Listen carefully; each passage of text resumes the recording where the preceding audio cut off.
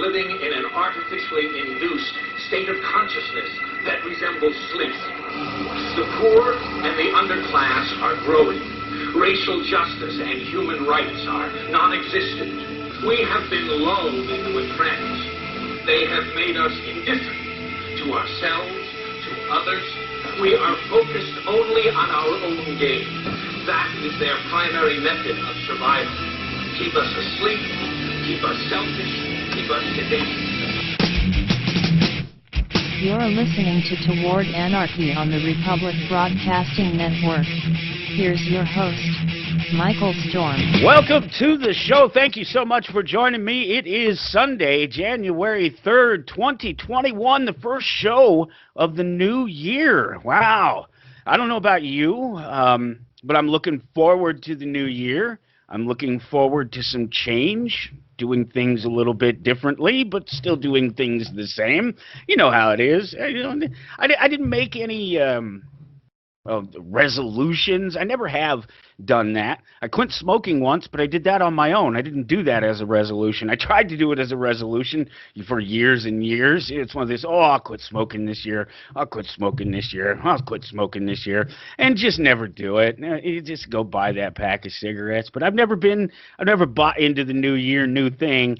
It's just a date. It's just a day on a calendar. It doesn't mean a whole heck of a lot necessarily, but the idea, the notion that things are renewed, it's kind of a neat idea, and so I'm trying to embrace it, trying to accept that we things could be better. There's not a lot of evidence to suggest that, that's for sure. It's unfortunate what's happening in the nation and around the world right now, particularly with COVID and all of the tyranny that has surrounded the COVID situation. Whether you believe it's a real thing or not, whether you've been paying attention to the numbers and see that all of the numbers that they've attributed to the deaths of COVID could be, well, not all of them, could be attributed to something else, and all these other things that would have had deaths attributed to them in previous years have gone away. And it's not, you just have to be paying attention. You have to make up your mind for yourself. And I think the big thing is that you can't let something like the fear that's being driven in and around the COVID-19 experience, you just can't let it get to you. You really can't. You have to keep thinking about it. You have to keep looking through the fear and the confusion and the mixed messages that you get from all the different places. I mean, you ask one doctor, you ask another doctor, you ask one virologist, you ask another virologist, you get 4 different answers. And because the reality is that there's very limited information about it. And so all I'm trying to do at this point is just embrace the idea of a little bit of change in myself and in the things that I do. I'm not trying to change the world around me. I'm not an activist. That's something people get wrong about me. People get a lot of things wrong about me, but I'm not an activist. I have been an activist in the past, but to be an activist assumes that I'm actively attempting to try to change things, and that's just not the case. I'm not actively trying to change the things around me. I'm trying to change me. That's the thing that I'm concentrating on. And so we're off into a new year, and we'll see how it goes. I think that the year's off to a great start here for the show. Finished strong last year, and then, of course, kicking off this year with my guest, Craig Harguess. He'll join us in just about 25 minutes or so. I'll add him to the conversation here, and we will talk about Christian Anarchy.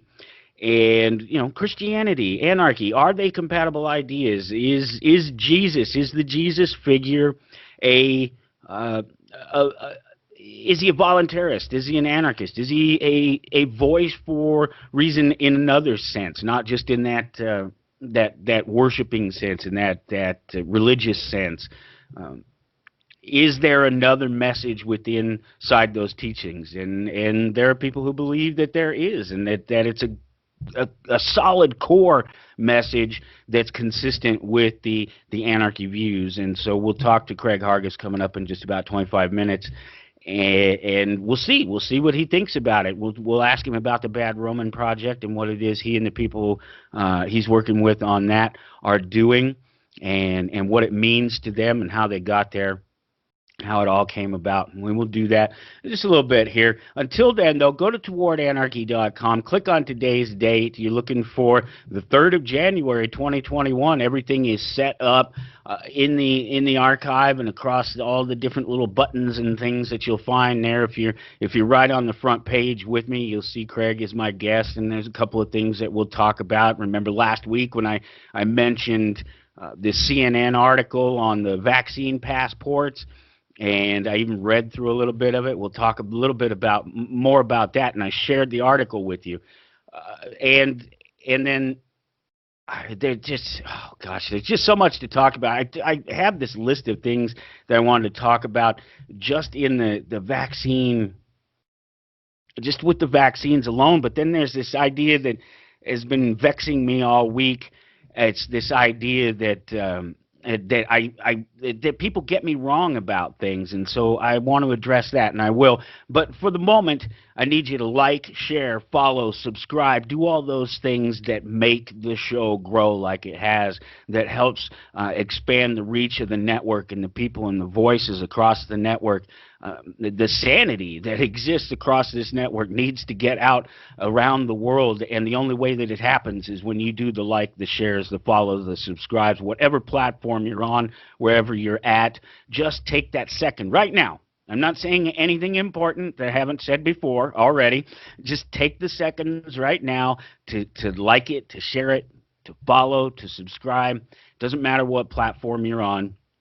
And if you're at the website, it's really easy to do, especially the share thing. All you do is just click on the share button. There's one of them on on the major pages, on the show pages. You know, if you go to today's page for January 3rd, and you see right at the top there, share on Facebook, share on Twitter, share it across email, and then a whole other button that pulls up a big menu of things, a big menu of sites and different places like Flickr and who knows what all else. There's so many of them. Instagram, all of them. They're on there. It's just a couple quick clicks and you can share today's page. This is a big one. This is a big show, and let me explain it to you. Let me talk to you about it a little bit. So we'll talk about this Christian Anarchy thing. Are they compatible ideologies? Is Jesus a figure who represents anarchist and voluntarist ideas? And just to be clear, this is not for me. This isn't one of my conversations where I'm insisting that I have to have this conversation. I'm already set in my views. I know who I am. I know what my values are. I know what anarchy means to me. I know what the Jesus figure means to me. And just to be clear, I'm not a religious person. I don't know if you've picked up on that yet. I don't talk about it. It's not important to me to put out there that I'm not a religious person. It's not core to my being because I accepted the values from the Christian teachings a long time ago, what values there were to get out of it, and have moved on. And this conversation today, it's not about, nothing in the conversation is going to make me a Christian, so don't assume that that's what I'm trying to do to you if you're not a Christian.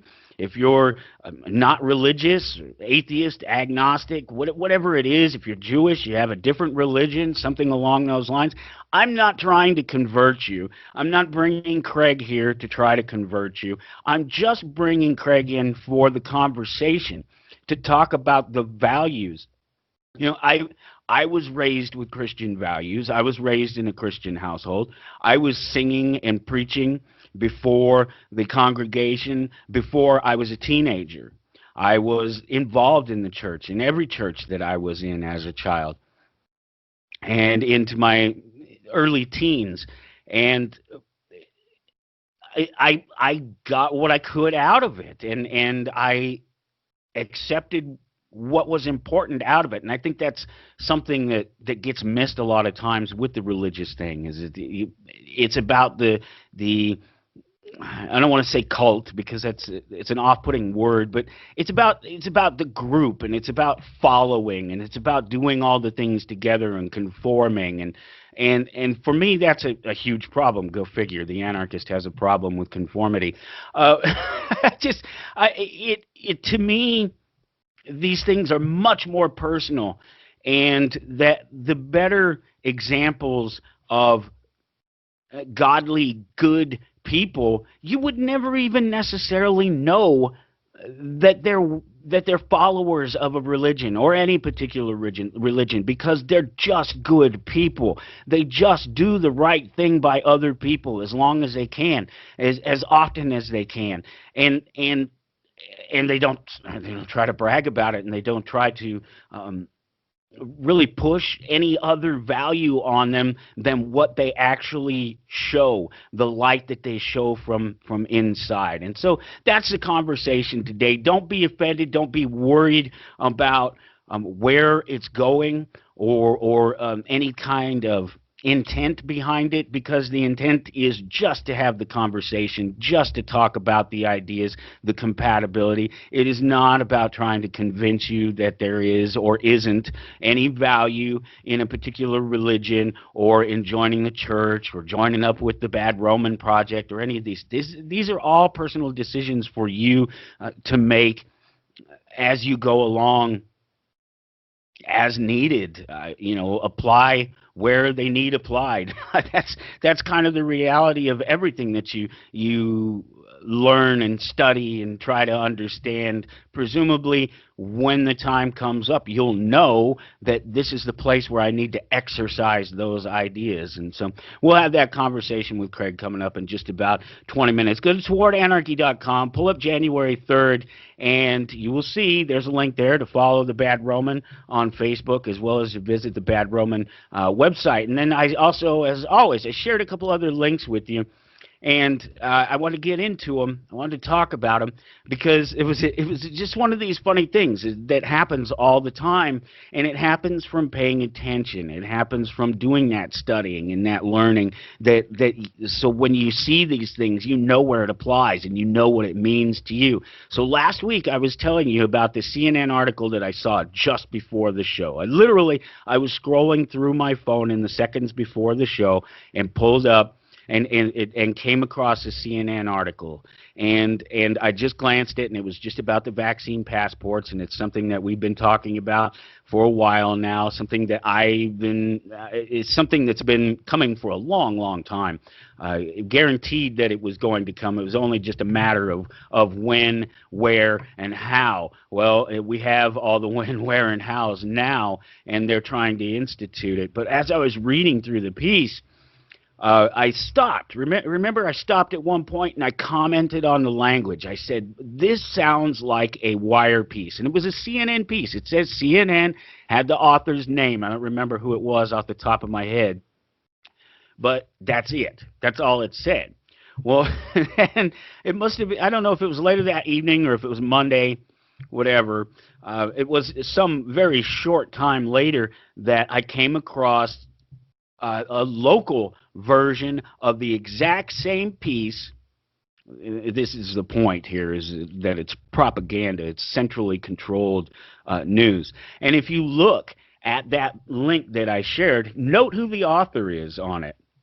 It's a local piece. It's from KSNT. That's a local Kansas station. It says, want to travel and attend events in 2021? You may need a COVID-19 passport. Well, it's the exact same headline. And then you read into it, oh, it's the exact same words. It's all the same stuff. It's just this, it's a little shorter version of it. But it's the core pieces, and those things that are the language that I questioned in the piece last week are right here. They're all right here in this. And if you look right at the top, it says it's a Nexstar Media Wire. And then, of course, the local person slapped their name on it to add their, put their mark on it, I guess. But I just thought that was great, that this is one of these things that happens all the time if you're paying attention. And that's the so the point of that is that this vaccine passports thing, they're calling them immunity passports now. They've already changed the language in that Orwellian fashion that they do. The point is that this is a narrative. This is what they're pushing. This is what's going to happen. And it's always easy to see this stuff because they attack you with something like this piece here, where it's obvious that the piece is centrally thought. You know, it was thought up in some think tank somewhere. Maybe you could call it a newsroom. And they put out the information, but it's controlled information. It's information that everybody is supposed to see and is supposed to see it in the same general sense. I don't do it now. I'm not involved with doing any of the news or anything like that now, but I have been in the past. I've watched the wires. I've taken the news feeds off the wires. I've read them. I've rewrote them. I understand the language of it. And so when I was reading that, I was, oh boy, this is not just a piece. This is not just CNN saying that these things might happen. This is the controlled, centralized media telling us this is what will happen, without question. Another article I shared up there, the IRS is fishing for your digital currency transactions and to tax them as capital gains. And that was just so you don't sign your name to a piece of paper and incriminate yourself. That's why I shared that. But also because it leads to this conversation about one of these topics where people misunderstand me. They don't get me. And I say that, but I want to give an example or two. In this case, there's this idea about the digital currencies, this idea about Bitcoin. You've heard me talk about it. You've heard me decry Bitcoin, as it were, but not because for any other reason than the way people are presenting it. You have a digital currency that is not backed by anything, that is supposedly going to end the Fed, replace the dollar, and free us all from the slavery and tyranny of the central banks. But how? Just exactly how is it supposed to do that? It keeps being couched that way to us by certain people, but most of these people are investors in it. Most of these people are... I get that some of these people really want this to be the next currency. They want this to be the thing that frees us from federal centralized control of money. But if that's true, it has to be adopted in the larger market, which it hasn't been. If that's true, then it has to be accepted by the state. Now, if the state accepts it, how is it a threat to the state? There's all these things that Bitcoin was supposed to be, but that it's not. And these are the things. It's the supposed to have been stuff that they're still talking about. It's real weird to me, especially when you get me into a group of people who are supposed to understand money and supposed to understand the difference between currency. And so I see them talk about it. It's a big battle in the Austrian circles because there are Austrians who understand money, and then there are Austrians who pretend they're Austrians, and they are the ones that are they're the ones that are schlocking Bitcoin, and they're saying that the rest of us hate Bitcoin, that we don't like it, and that's where you get me wrong. That's not true. I have no problem with digital currency. I have no problem with any currency in general. If you use it and the other person accepts it from you, I don't care. Here's the problem. Bitcoin is not a currency. It is not adopted. It is not accepted. I cannot go and fill my refrigerator with it. Yeah, maybe a little bit if I join a club, sign up with a new bank, do these things that allow me to exchange the Bitcoin for a different currency ultimately somewhere along the way. Until that happens, Bitcoin is just an investment. I'm not saying it's a bad one. It's just an investment. We'll be right back on Untitled Anarchy. Okay, so Go to towardanarchy.com and click on today's date. January 3rd is what you're looking for. First show of the new year. Really excited about all everything to look forward to in the new year. Not just personally, but I think it's like the when Princess Leia is talking to Darth Vader in the first Star Wars movie. And here I go. I, right as they're about to blow up Alderaan. Well, she's not talking to Darth Vader. I guess she's talking to Grand Moff Tarkin, really. Darth Vader is just there. Tarkin is holding his leash.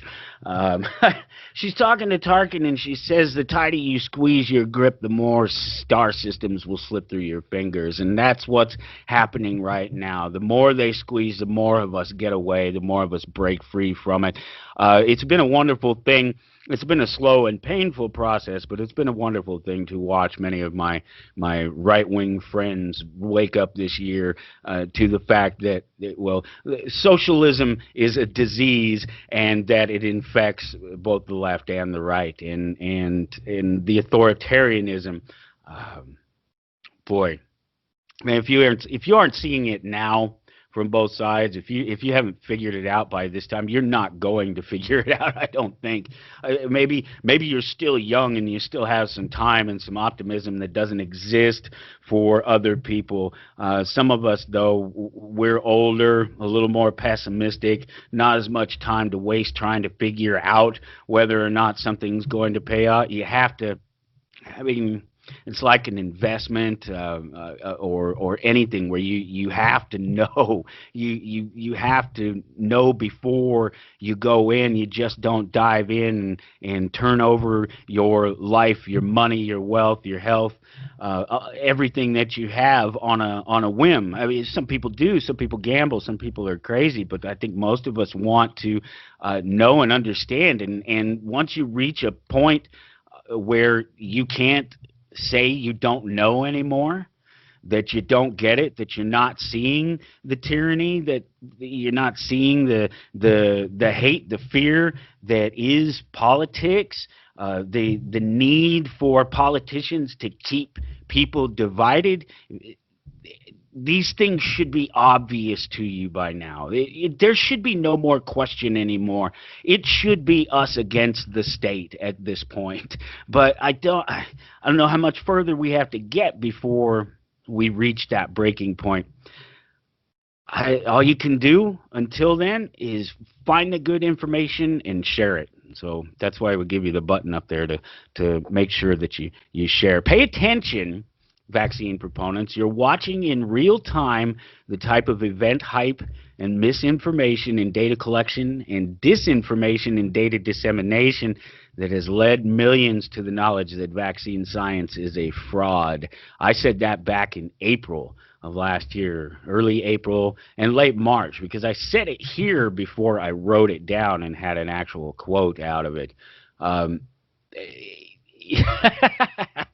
Oh my! I guess if you're looking at the page and you saw the quote, then you see right under it something else that I had mentioned last week, and this was, I think I said it was the CDC. It was actually the WHO, the World Health Organization, that changed herd immunity, and I don't think that particular one shows exactly. I think I had another one. Yeah, I had one here highlighted that I can pull up and look at and try to actually show you what the difference was in what they said. So previously, June 9, 2020, what is herd immunity? And this is from the World Health Organization's website. Herd immunity is the indirect protection from an infectious disease which happens when a population is immune either through vaccination or immunity developed through previous infection, blah, blah, blah, blah, blah. Fast forward to 13 November 2020. Herd immunity, they've shortened it. It's half as long of a description.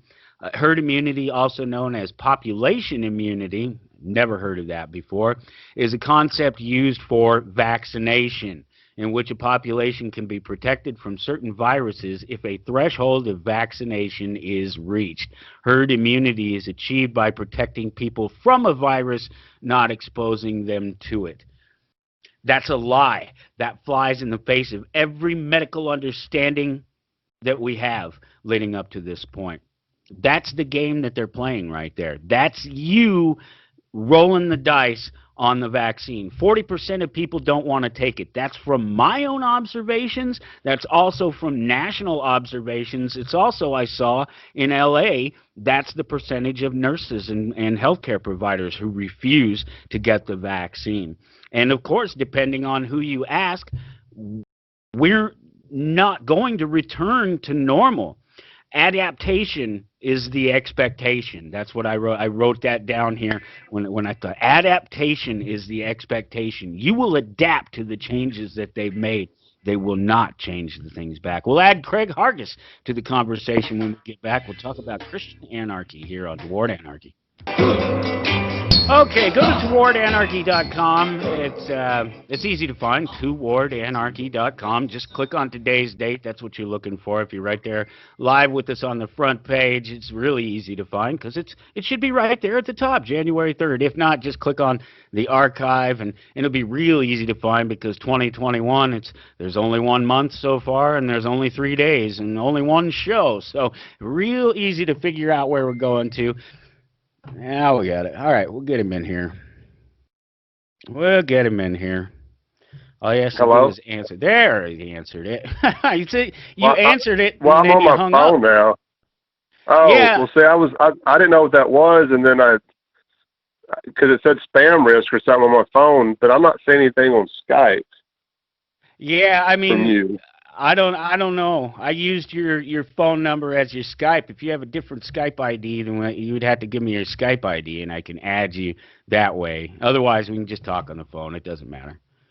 Whatever works best for you. Well, I mean, I didn't know if you want to do video or not. I've used Skype before, but I didn't have this kind of trouble with it.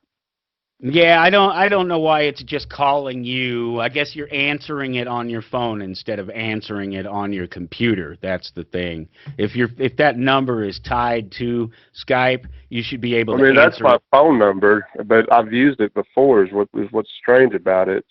Right. Yeah, but Skype works like a phone. You can call somebody on a phone and just use it that way, or you can use it on a computer. And so I would guess you have to answer it on your computer instead of answer it on your phone. But that's all right. It doesn't matter. It's no big deal. I just want to talk to you. I don't need to see you necessarily. That sounds good. Yeah, I don't know. It's really weird. I'm not real familiar with Skype, so yeah, no big deal. We can do it on the phone. Yeah, it's not a big deal at all. Not a big deal at all.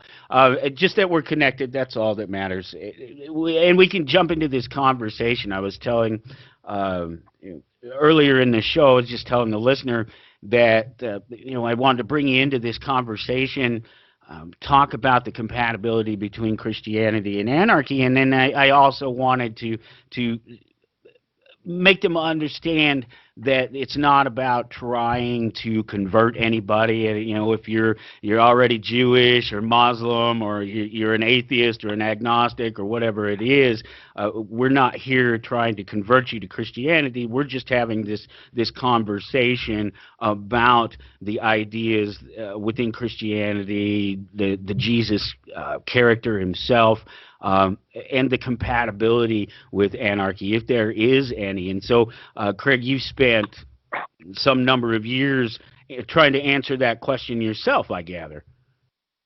Well, yeah. I mean, I spent a lot of time as a neocon, as a Christian, thinking we were doing the right thing as Christians by following the state and using the right as our platform to get Christianity involved. And then if you really just take a step back and look at how the state operates, it is completely contrary to the teachings of Christ. The state is violence, and Christ is all about peace. And once I started breaking away from being a neocon and getting into more libertarian type ideals, I was still a statist. I was still going to vote. And I started learning more about libertarianism, but I would run into anarchists while I was doing this, and I just thought they were crazy. But I would continue to talk to them and learn. If you could find one that was not a total snark and just have a conversation with them, you could learn from them. But what they were talking about, I was always a fan of individualism. even as back in my collective days, if that even makes sense. I always had that in my mind that I was more focused on the individual, and that's what anarchy brings to the table. And then go ahead. Oh no, I was just going to say I think that's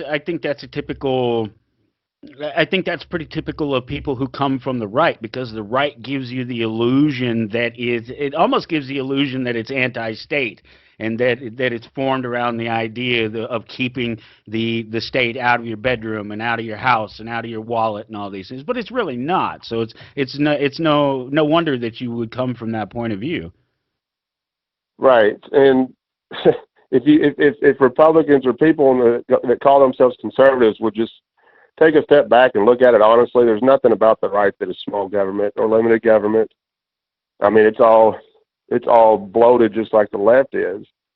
We always say two wings of the same bird. They're all the same, and so that's if you take an honest look at it. But the problem is with especially Christians, and that's where our frustration came with the Bad Roman Project, was just how intertwined the two had become.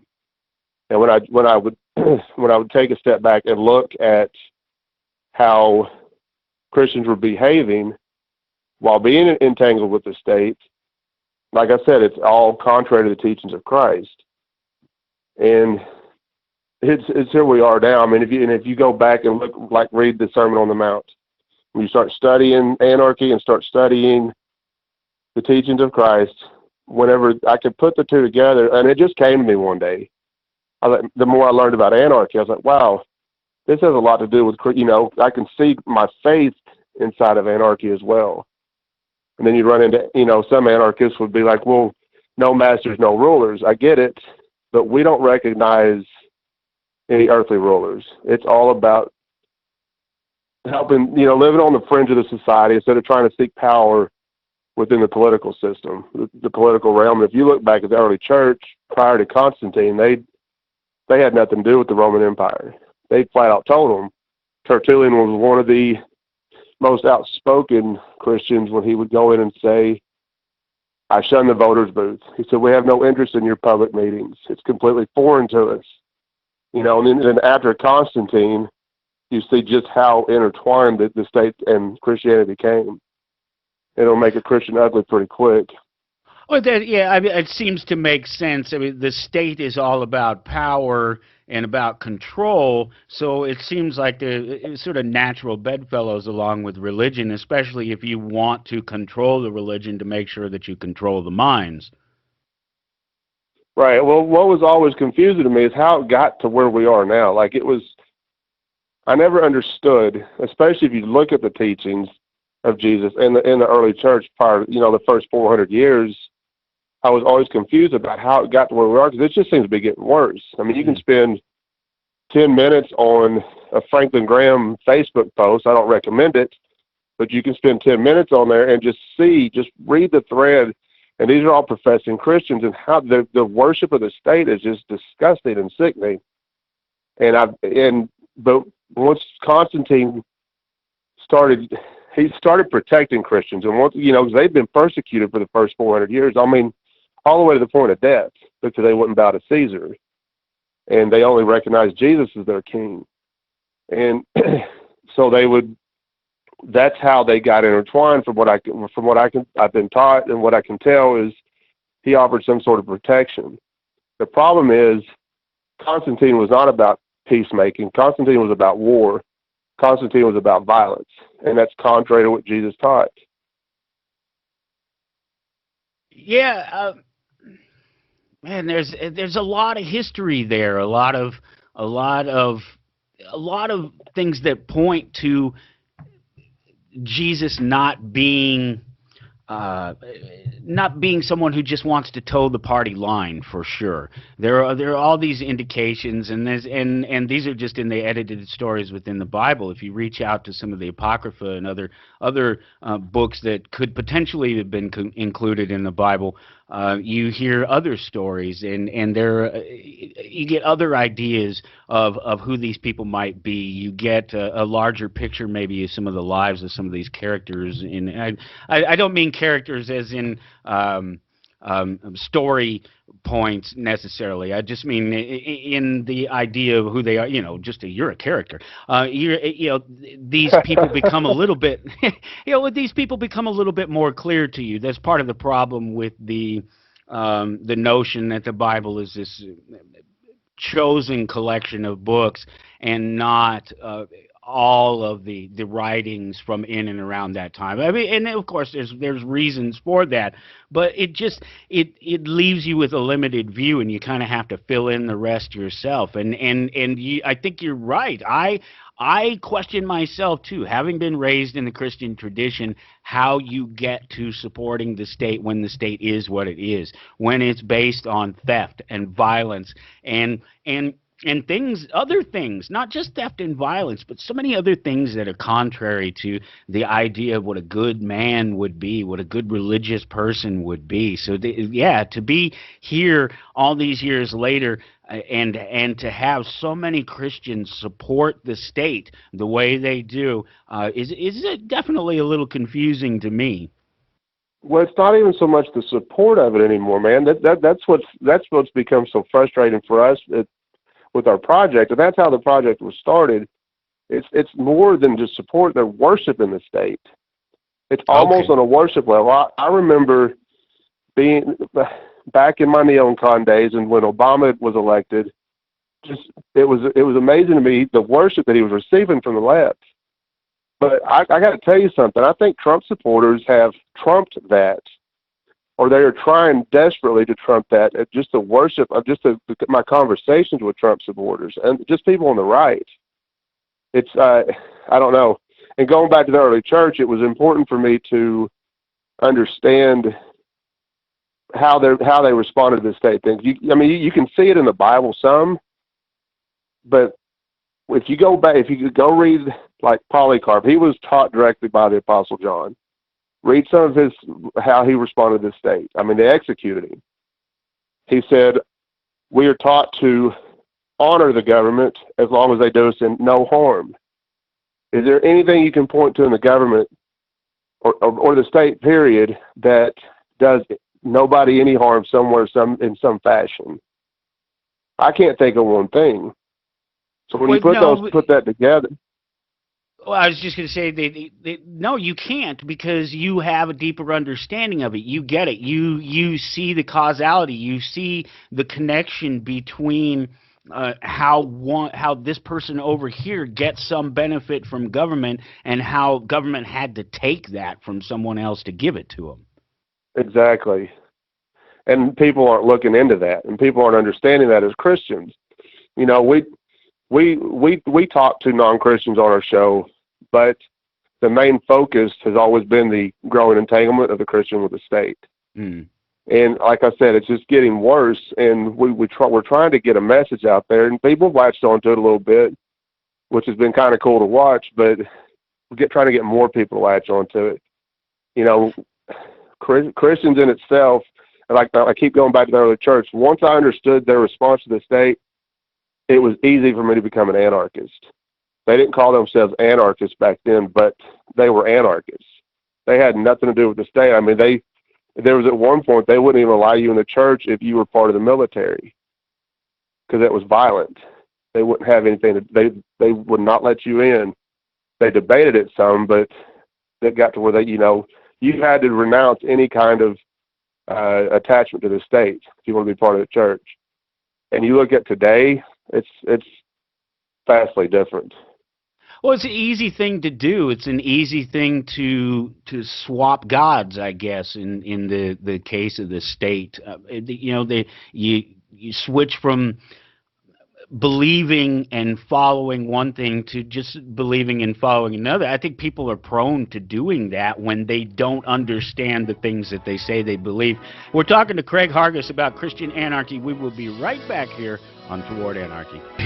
Okay, go to towardanarchy.com. Just point your browser there. Look for January 3rd. It's the first show of 2021. You'll see my guest is Craig Harguess. This is a short segment here, so it's hard to get into anything really. But I definitely want to ask you about the Bad Roman project that you're working on. Tell me a little bit about that. We'll get started on it and carry it over into the next hour. Well, back last fall, I was toying with the idea of doing a podcast, but I didn't know what direction I wanted to go. I just got a lot of things to say, so I wanted to get behind the mic and holler at people. But the whole time I was thinking about it, my like I said, my frustration was growing and growing with Christians and how they were so entangled with the state. And I was like, let's do it this. There's other Christian Anarchy podcasts on there, but we kind of went a different direction. We're in your face about it. We'll tell you we're going to love you, but we're going to tell you the truth. And I'm not saying others aren't telling the truth. I'm just saying we've been accused of being in your face about it before, and I'm okay with that. But I had a friend. She reached out to me. She goes, "I think you should do this because you have God has blessed you with a mind that can remember things. How truthful that is, I don't know. But," she goes, "I even have a name for it." And she said, "Let's call it the Bad Roman." And she was getting that off of it. There's a quote. It says, I'm paraphrasing because I'm going to murder it, but I've got it. Let's see. Sometimes being a good Christian means being a bad Roman, meaning you follow Christ, not the state. It was just so cut and dry, and I was like, yeah, that's cool. Let's check that out. I looked it up. Nobody was using it. We went that way, and everybody's really latched onto it so far. We hadn't had a whole lot of complaints with what we're doing, but leading into that, like I said, I was a card-carrying neocon. In 2016, I got away from the Republican Party because I just could not get on board with Donald Trump, but I was still going to vote. I was a big supporter of Ted Cruz at the time, and he would say things like, "We're going to make the sand glow." Well, when you get on the libertarian pages, and I'm still trying to plead my case that we need to make the sand glow, you're basically getting laughed off these libertarian pages. They're not going to buy into this stuff. And like I said, there were anarchists in these groups, and that's how I learned it. But getting back to the Bad Roman Project, we're trying to get a message out there, trying to get people to get away from the state and follow Christ. It's the way it's the way it's supposed to be. When you're worshiping the state or following the state, you're not following the teachings of Christ. So hopefully we can meet somewhere in the middle and get a message out there to some folks and get them away from it. Yeah, it seems like a lofty goal. It seems like a great idea. It's a good thing that you haven't run into opposition, that you're getting the support for it, because I know from my own experience that particularly the right leaning Christian can be a hard individual to crack. They don't want to see the state as being a negative influence because they believe, what is it? Is it Romans 13? Is that the one? Oh yeah, that's the big one. Yeah, that's the big verse that we use. But when you look at the wording in that, so there's also Acts 5 where it says we're to obey God rather than man. Okay, in Acts 5 it says obey. In Romans 13 it says submit. And if you look at the two meanings or the definitions of those words, submit and obey, there's two different definitions in the Greek. sure. Now, if there's anything that the state is doing that is contrary to God's word, then you're not to obey it, period. Especially if it goes against God's word. And the right has a tendency to use that scripture and drop it and then run away from it. When they have their guy in office. Now, you get a Biden in office or Obama in office, they don't use that anymore because they're not going to listen to the left. They only use it when, like, Trump's in office or George W. Bush is in office. Just depending on what guy's holding that seat. So they will drop that. It's a tactic that the right will use. They'll drop it without understanding what it means. And they think they want an argument, and then they just go on. But when you try to sit there and explain it to them, they will look at you cross-eyed like you're crazy. Now, I have been called psycho quite a bit. I've been called crazy quite a bit, so I guess there has been some pushback a little bit, but it's not like I don't know. It hasn't been like I thought it would be, No, because those are just negative people. Those are just people who want to tear other people down. From my experience, they're not people who have anything of value to add to the conversation or to help you be different. We got to roll into the top of the hour. We'll come right back here. We're talking to Craig Harguess. We're talking about Christian Anarchy on Toward Anarchy. All right, we are off into hour number 2. Go to towardanarchy.com. And if you have to go through the archives, if it's not right there on the front page, look for January 3rd. You'll see my guest is Craig Harguess. We're talking about the Bad Roman Project, his podcast and project that he's working on to reconcile the Christian view and the state view with a little bit of healthy anarchy in there. Just asking the question, are they compatible ideologies? I think that really the answer to that question is yes. It's just about a matter of practice and who you're asking about these things. As always, I've left a couple of links up there for you. You can follow the Bad Roman Project on Facebook. That link is there. And if you're not a Facebook person, just go to the Bad Roman website, thebadroman.com. That link is there as well. And you can follow the Bad Roman Project. You can listen to the podcast. You can support the show. You can support Craig.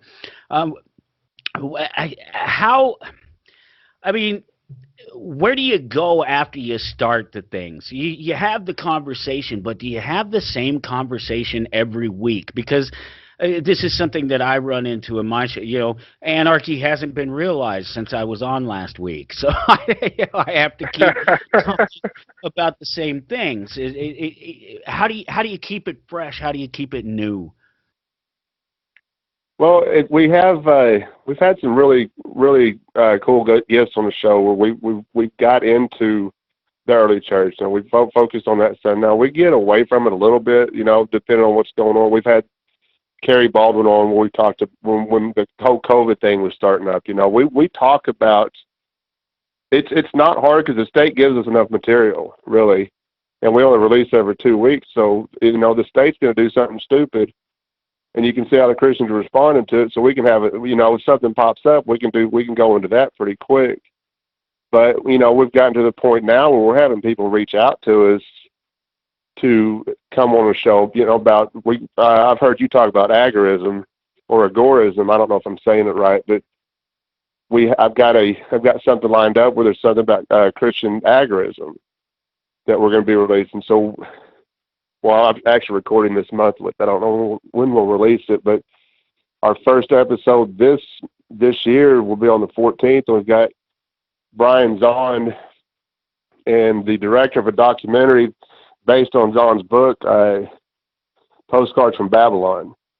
And it lines up perfectly with what we're trying to do with the project, is just the nationalism that goes along with Christianity right now.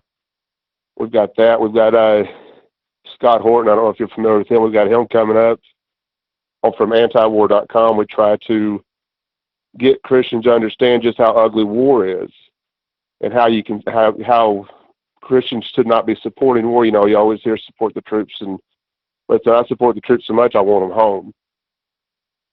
Like I said, the state gives us plenty of material. You just keep plugging along and stuff keeps coming up. I can't really explain it, to be honest with you. It just keeps happening. Hey, I thought I would ask. I go through the same thing myself every single week. You can sit here and you can beat a dead horse, but it's not really true because there's always somebody new tuning in. There's always somebody who hasn't heard the message before. And exactly. And as you're working along, you get better with the message. There's I think I had it here. Where is it? Let's see if I can find it. There was a quote that it was from Ron Paul. I'm an imperfect messenger, but the message is perfect. Right. Exactly. You keep becoming a better messenger for the message because the message itself is fine. The message itself is love your neighbor, love your brother, respect them, work with them in a voluntary sense. Don't force them to do the things that you want to do. Don't make them see things the way you want them to see. It really, in this sense, goes right along with the idea of Christianity, that idea of not hiding your light and letting your light shine. I liken that to voluntarism, to anarchism, to these ideas of just showing people how much better it can be. Yeah, and I've noticed this with your show as well, and it's something that we try to do with the Bad Roman is we try to get as many different perspectives in as we can, because if I just got behind the mic and talked about how Craig sees things, we're not going to have a big following. But if I can get people involved with the project, and we've had a lot of people that are willing to help, and it's been really cool to watch, or get people on the show that we have the same end goal, but we have a different perspective. And if somebody listening and they can hear this perspective, and it's going to resonate with them better than if Craig was just talking about it. Does that make sense? Oh yeah, absolutely. Like, I'm a huge fan of perspectives. As long as the end goal is the same, as we're trying to get to a stateless society where we're just following Jesus Christ, no king but Christ, then I'm cool with getting different perspectives in, you know. And I think it really helps with the message too. I think that's another way we keep it fresh. No, that's absolutely right, and it's one of the reasons that I do this show the way that I do. The 2 hours, and then in the middle is the guest. I can come in and I can talk about the things that I want to talk about and just sort of get them off my chest and get my fix for doing the radio thing. But then I can bring somebody in and have a conversation, and it's not just me telling, because that's all I ever can offer to people. I try to make this very clear that no matter what, this is just me saying this. This is just my opinion about these things when it comes down to it. They may be opinions based in fact or reality that you can go and find for yourself, but the truth is that I'm still presenting even other people's ideas from just my point of view. And so having that other point of view to bounce the ideas off of, that other person to bounce those ideas off of, and to get their perspective, it just makes such a huge difference. And that's what I'm finding too, is that everybody wants to help. Everybody wants to be involved. There's too many people. There's more people that want to be involved and want to be on the show than I have time for to involve them or put them on the show. So yeah, that's good that you're finding that. Well, I totally get that, because, and like I said, we release every 2 weeks. I've got enough stuff recorded now to get me through June, which is incredible to me. When we first started this project, I was constantly worried about, and I told Abby Kleckner, who writes for our blog, I told her this the other night, I said I was constantly worried about finding guests to come on. But I just had that little eye roll emoji. Like, now it's just a thing. It's like, it's not even a thing to find a guest. They're wanting to help. You remember when you first got started in the Liberty movement and you wanted to help somehow, but you didn't know how you wanted to help?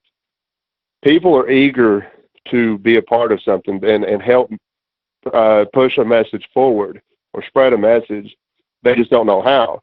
So we invite listeners to our podcast to come on and write for our blog. That's how they can help. That's how they can be involved. And it's, and it's how we have roundtables on with our podcast, and I can get several people on a roundtable. This is how they can help. This is how they can be involved, and it helps them feel like they're part of something when they really are part of something. It's been really cool to watch how people are just so eager to help. I remember when I first started, my eyes first started opening to the reality of our situation. I wanted to help. I didn't know how, but I wanted to do something. And that's kind of what we did with the Bad Roman Project too. Just do something. If people like it, they like it. If they don't, they don't. But just keep plugging along and hopefully change some minds and help some folks along the way.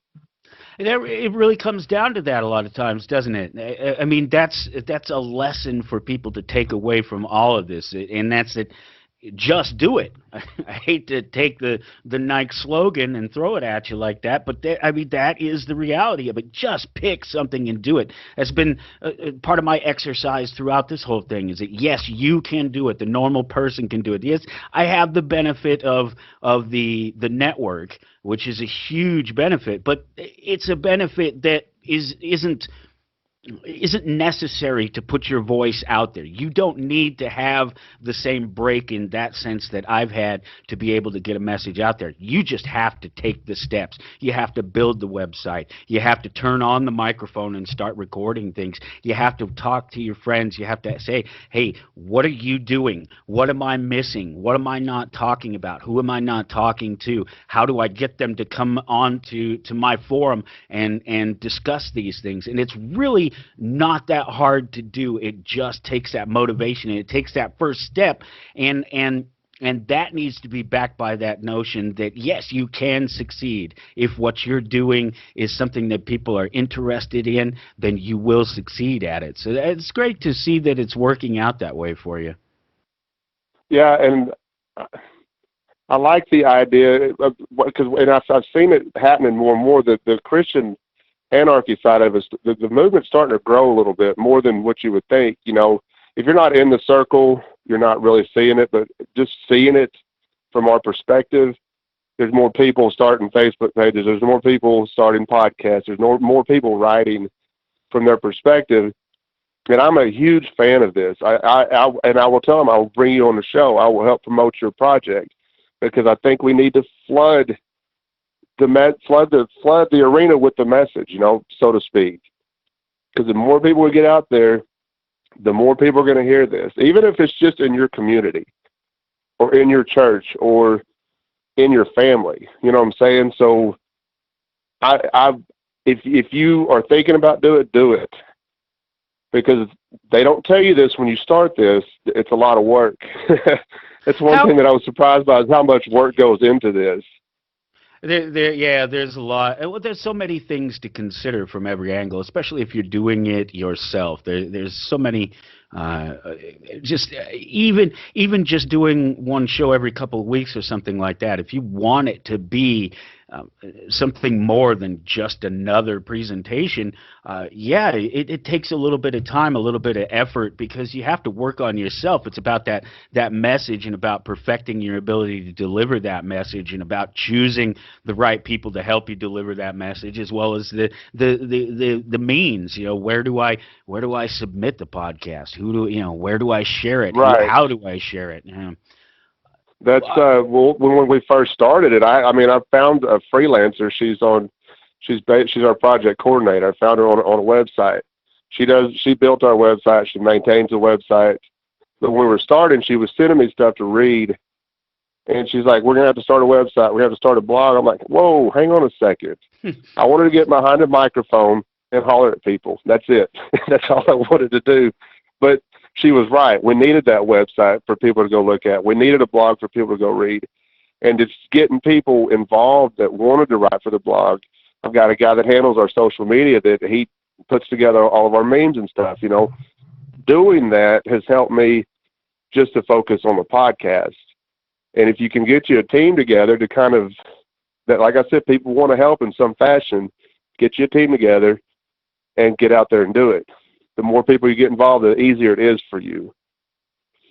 How if any, if you noticed, how's it translating on the ground? Are you seeing some activity from people? Do you have people coming to you and saying, "Hey, you know what? We started a group at church." You getting anything like that? I haven't really been going to church lately with all this COVID stuff going on, so it's not happening there now. Now, just in my personal life with my friends and family, I have seen it. I'm getting a lot more questions, you know, just asking me more and more, because the more I talk about it. Now, not everybody's happy with me. I've pissed a lot of people off with this too, just inside my friends and family. You know what I mean? So, and that's okay. Like I said, we're probably not going to, we might hurt your feelings at some point, but we're going to tell you the truth, and we're going to love you while we're doing it. And I was on the phone with a friend of mine the other night for like 2 or 3 hours talking about this. He's a devout Christian, but there's just some things he can't get past, like what happens if we had an anarchist society? Who's going to protect us? I was like, you're worried. He's worried about like another nation coming in and attacking us. I said, you're talking about a hypothetical situation when our very own government is more of a threat to our liberty than China, Iran, Iraq, Afghanistan, any of them. And if you can get Christians to understand, even just a status, get them to understand that our very own government is more of a threat to us. You can see, we've seen over the last 10 months. Yeah, that's the catch. It's what you have to get them to realize is that the What's government. The what ifs? Yeah, there's so many what ifs. Well, how about I answer the what if with the what is? Well, your government is destroying the world. It is stealing your wealth. It is murdering uncounted numbers of people for any number of excuses that it comes up with on its own. I mean, look at what's happening, not questioning what might or might not happen. I try to make it. Yeah, well, it should be obvious to people, anybody who's honest with themselves, that anarchy is the natural state, and that order is a manipulation of anarchy. It is, it's that it's trying to force anarchy. It's trying to force natural change and things into a little box so you can control them. I liken it to trying to mow lawns. I hate lawns. I hate them. I hate grass. It just annoys me. If it was my choice, I would not have grass in my front yard. Down and brown. Yeah, well, it would just be something else. The space would just be used for something more. There might be a patch of grass under a tree where I can go and relax, but it's just one of these things where it's me trying to control things that I don't need to control and that I can't really control. Right. When we get back to Christian anarchy, it's not any different than anarchism, other than the fact that we do have a king, somebody we do follow, and that's all it is. Absolutely. Hey, we got just a few more minutes with Craig here. We're talking to Craig Harguess about Christian anarchy, and we will do that again some more right when we get back on Toward Anarchy. Okay, so during the break, producer Ken brings up a good point, and this is what we were talking about with Craig just before we went into the break. This is the question. This is the point, right? Creates a power vacuum. You get rid of this government. Oh, who comes in? The next gang, the next marauder of people, next group of marauders that comes in, and this idea that there's a power vacuum created. Well, that's not true. If the individual is empowered, there's no vacuum, there's no empty space, there's no missing protectorate. If you empower the individual to protect themselves, and there's a big difference between gangs and governments. Gangs are just gangs. Gangs exist. They're there all the time. They're just groups of people with like minds. It doesn't necessarily mean that they're out there trying to force you to be of a like mind to them. But let's say they are. So what? Who cares? They're no different than the gang now, except the only thing is that with the government gang gives itself permission to rob, cage, and murder you for anything that it feels like it can. A gang, just some random gang, whoever comes in to fill the power vacuum, doesn't have that power. Everybody should be armed. Everybody should be empowered to defend themselves and protect themselves and stand up for what's right. We don't need a central authority to defend us. That's a misnomer, I think. Oh, I agree. And I think what people tend to miss is, and just thinking about that power vacuum, is on an individual basis, even if we're not under any illusion that there's not bad people out, or bad people are going to go away if the state goes away. The problem is we're putting these bad people in power. Now, and if you've got a group of people that large that has been able to garner that kind of power with theft and murder and intimidation and coercion, there's not any way that on an individual basis, even if it was a small gang or a group of people that wanted to try and take over, they cannot garner that kind of power or death that our very own government's doing. They won't have that power if you get to an individual society where people are empowering themselves and living peacefully among each other, because it's in our best interest to live peacefully with each other. And the majority of people, We already do. We had a guy on our show, John D'Angelo. He's a vet. He said 99% of our lives we live as anarchists. He said there's that 1% that people can't get past, that they think they need the state to do this or that. Build a road. Come on, how many times have you heard that garbage? We're smart enough to put a vehicle together, but we're not smart enough to put a flat surface down for them to drive this vehicle on. It's all manipulation, and the state's done a fantastic job of manipulating people and keeping people afraid. It's that 1%. To get past that 1%, it seems like it's a daunting task, but it's not. We're almost there, and I think what we saw happen through 2020 with the COVID stuff, that has turned a lot of people out to the state. I don't believe the numbers as far as the election is concerned. I think it's all a fraud anyway. But they said it was one of the largest outcomes ever. I don't buy that. I have a hard time believing that, especially when we've seen how they push people around for 10 months, and it's not going to end this year. I don't see it ending in 2021 unless people start waking up and pushing back. And hopefully see people. I'm a huge fan of civil disobedience. Push back. Tell the state to get bent. Open up your restaurant. Open up your gym.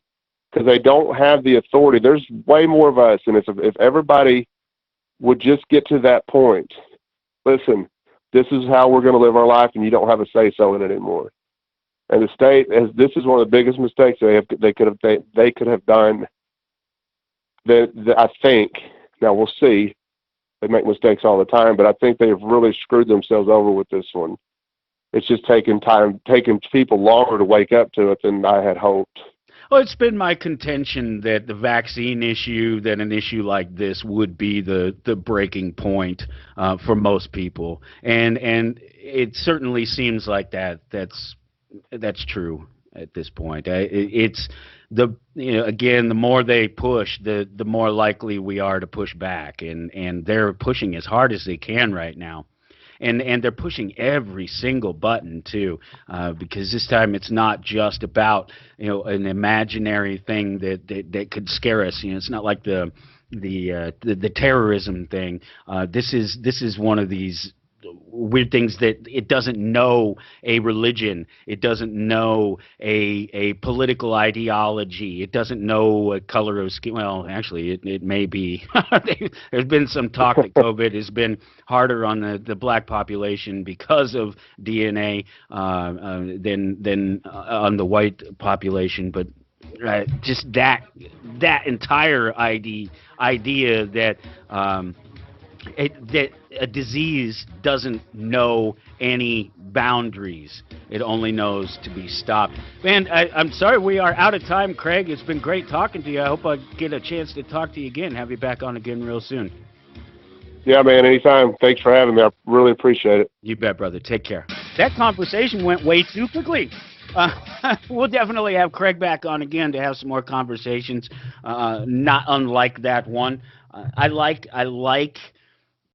reaching out to people that share different views, but at the core they get this idea, this central theme to the notion of anarchy, or at least as I present it, this idea that we exist in anarchy every second of every day, and that for the most part we get along. We get along. We work with each other. We build society. We have our conflicts and we have our troubles, but so many times those larger troubles and conflicts are exacerbated by the state as opposed to resolved by them.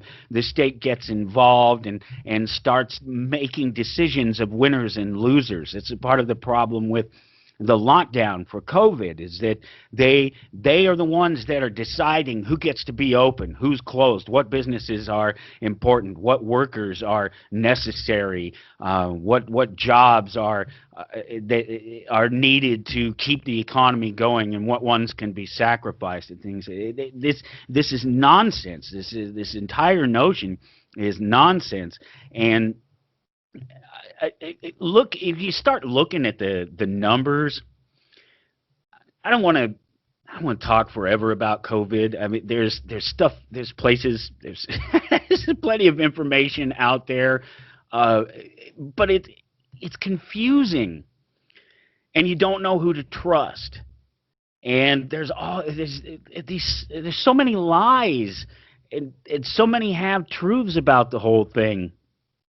And well, let's start with, okay. So earlier in the show, I told you that I wanted to give you a couple of examples where people get me wrong, and the Bitcoin was the other one. It was one, but I have another one, and it has to do with COVID and the masks, and this is in the property rights thing, and you know me, I will defend property rights across the board. It's your property, it's yours to do with what you want with it. And so when I say that if a store demands that you wear a mask, that it's their property rights, that you kind of have to do it or you have to leave. Those are your choices. That's not the same thing. Me respecting their property rights is not the same thing as me suggesting that refusing to wear a mask is actually a violation of their property rights. It's not. It's not. Wearing a mask or not, refusing to wear a mask is not a violation of their property rights. It's an excuse. It's a reason that they can use to call authority to try to force you off of their property. But when it comes down to it, I mean, to be trespassing, that's the thing. Storm, refusing to wear the mask is a violation of property rights, and your choice is to leave. You ever heard of trespassing? Well, yes, I have heard of trespassing, but to be a trespasser, you have to refuse to leave after they ask you to leave. They have to ask you to leave, and they have to have a reasonable grounds on which to do so. If you're prepared to make your argument and your statement at that time and take your chances with what could happen, then you do so at that time. And you tell them, well, I don't have to wear a mask. I don't have to. It's not a law. It's not enforceable. You can't make me wear a mask. That's actually a violation of my property rights. You forcing me to do something, that's absolutely a violation of my right to self without question. But it's not me violating your property rights. You are using the mask, which is an illegal mandate by a corrupt authority, as an excuse to exercise your property rights. Not the same thing. It is not the same thing at all. I guarantee you call the cops on me and tell me and tell them that I refuse to leave your store for not wearing a mask, I might get a trespass charge, but I won't be charged for not wearing a mask. You see the difference? So people can get me wrong. You think that I go along with it. But that's just not true. It's just that I respect property rights, but I also realize what is an actual violation of property right. And me not wearing a mask in your store is not a violation of your property rights. It's an excuse. It's an excuse that you can use to get the scumbags who have forced the mask wearing onto people to come in and try to force me to do it or to leave your store. Well, you don't have to do that, because if you tell me that I have to wear a mask in your store, I'm not going in your store. I'm not spending my money in your store. Now, there's a difference in me throwing one on to fit in with the crowd, but I'm done with that. I was never down with it at all. I played around a few weeks here with dressing in all in black and carrying my pistol and wearing my leather and my glasses, and I had to take a picture of it. I had to show me with my mask and everything, my hoodie, and I just you can't see anything, and so it's fun playing that role. But I was just doing that. I don't know, just to be a jerk, I guess, just to kind of push some buttons what's it going to be? Do I have to wear the mask, or are you going to actually come in and tell me I need to uncover and that I need to? Nobody's said anything to me like that, so I've given up on that. They're not going to go down that route. They're just happy to see you in there wearing a mask. And I walked into Walmart last night. I just had to pick up a couple of things to go along with dinner. Needed some Italian bread to go along with the spaghetti that I was making last night. And I walked into the store and I thought, oh, I got my hood and I'm all nice and dark, and my pistol, and I'm wearing my leather, and I'm set. And then I walked in the door and I said, you know what? I am just not doing this crap. And I just took the mask off and I stuck it back in my pocket, and I walked around and I looked at the people that weren't wearing, or that were wearing their masks, and watch them look at me and watch them give me the evil eye and watch them avoid me. You know what I saw last night? This is one of the things that really got me over this whole time period that we've been dealing with this. And this is, I saw a kid, a child, a young boy, 7, 8 maybe, running around. He's running around with his family. But because he wasn't wearing a mask and everyone else in the family was, he was taking his coat and pulling it up over his face. He was like hiding his face as he's walking through the store. If you can't tell, I've stuck my face down in my shirt. I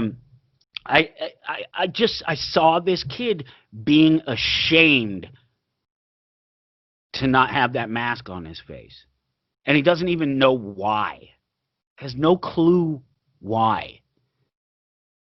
I don't even know why. I mean, I do. I know that it's all about control. You remember Dr. Andrew Wakefield?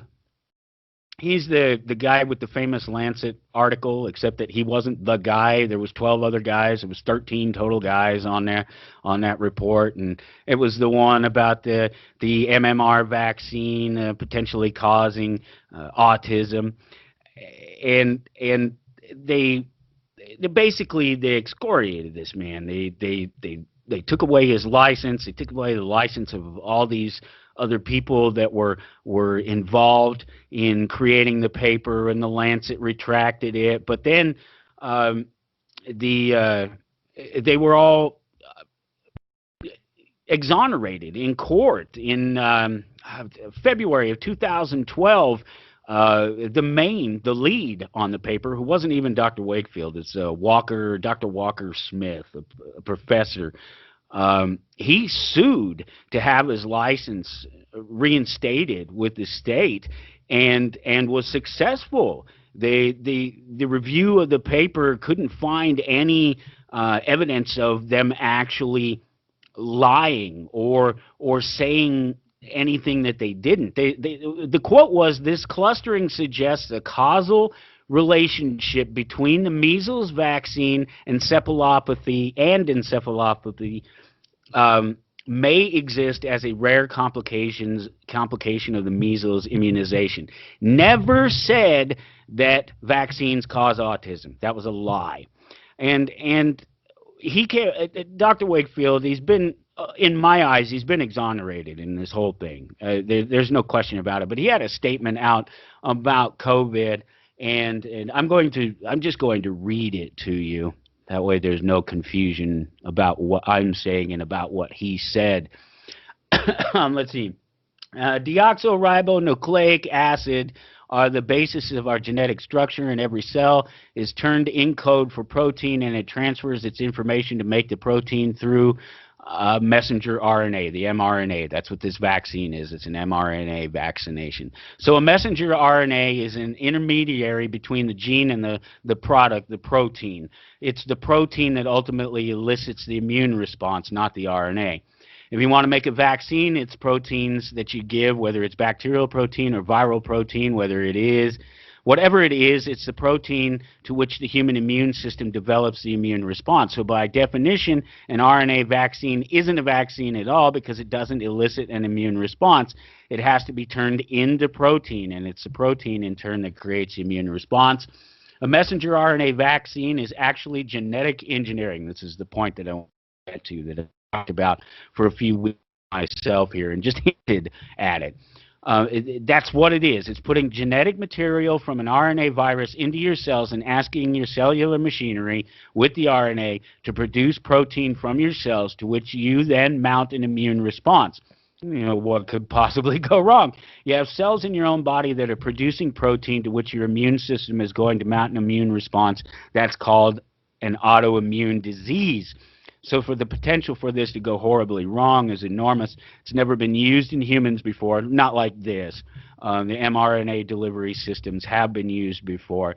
They've been used in pill form. That's why it was ridiculous. I pointed it out last week that in the previous week they were talking about these allergic reactions and possibly causing lifetime allergies to this, and that's the delivery system. That it's already been known to do this before they stuck it into a vaccine and bypassed things like your digestive system and other it's bypassing the skin and going directly into the body.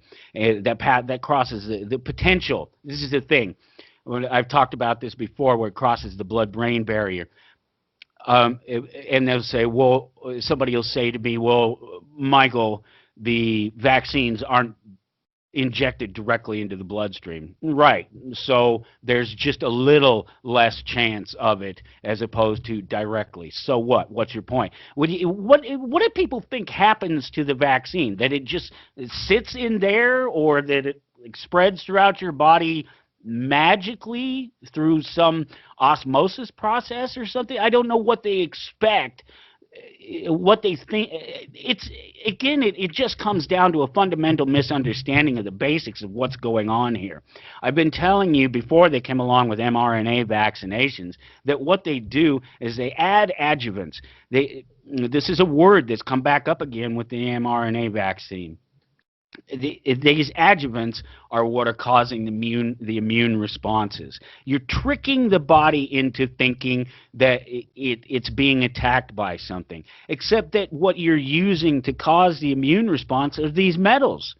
It's the things that people think that there's some scientific evidence that it screws up your brain, that it crosses that blood-brain barrier, that the heavy metals bioaccumulate. They store up in the body, and they get worse over time. And that's where the idea that you can get allergies or that you can have medical problems from a vaccine so many years later, and that there be no connection from them.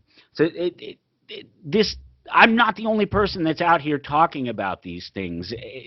Let me just finish the Wakefield. It's not a speech. It was just something that he wrote about it. Let's see. So the potential for this to go horribly wrong exists. It's never been used in humans before, at least not like this. Never really been tested out, not like this. It's been rushed into the market, and there's so many problems. If you're watching the headlines, there's questions about it, and now they're talking about you may or may not need the second shot. You can mix shots. You can mix the Pfizer shot with the Moderna shot, or whatever. All these different weird things. It's just guesswork. That's what it is. I've said it before. It's just a chemical guesswork, a concoction, and they're just hoping that the majority are not going to be not going to have any serious problems or reactions to it. And then, of course, they cover that up. There's the doctors that will deny there's any connection because they don't even understand it themselves. They're just drug pushers in so many cases with some of these people, especially if you're just talking about the clinic that you go to and they're saying, oh, you need to get your vaccines, you need to be updated. They're just pushing it. There's certainly people are getting vaccinations from Walmart and the corner grocery store, for free or low cost, and those people are just retailers. I mean, there's not, those guys aren't doctors. Those guys don't spend their lives studying. I mean, some of them do, maybe some, but most of them are pharmacologists. That's it. They're drug pushers, literally, by definition. But firstly, a vaccine for this is a misnomer. It's not a vaccine. It's an intermediary product which leads to the production of proteins that generate a so-called vaccine. That's been my claim, is that they're tricking your body into producing these proteins that will cause your body to create the immune response.